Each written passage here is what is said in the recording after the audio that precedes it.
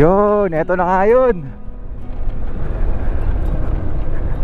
Kaso mukhang nasunog yung mga damo dito.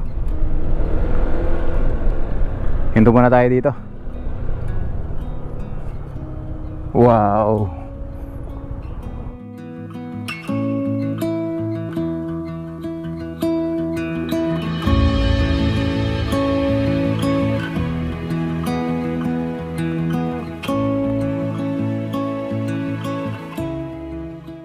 Okay, narating na natin yung spot dito na kapag talagang nadaanan ninyo, hindi pwedeng hindi kayo mapahinto. Lalo na kung kayo ay nature lover.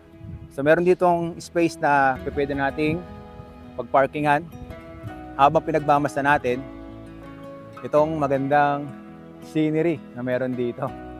At yung mga itsura ng bundok, may kukumpara natin sa Blazing Mountain of the Gods.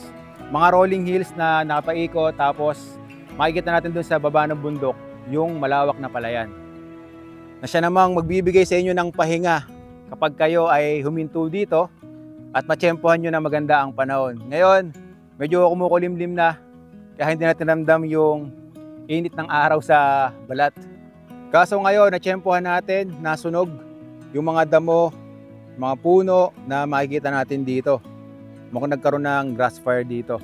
Kaya kung kayo dadaan dito sa ruta ng Laur, yan, makikita nyo po itong sinasabi kong isang magandang tanawin na talagang mapapamangha kayo kapag nakita ninyo. Kaya hintuan nyo din.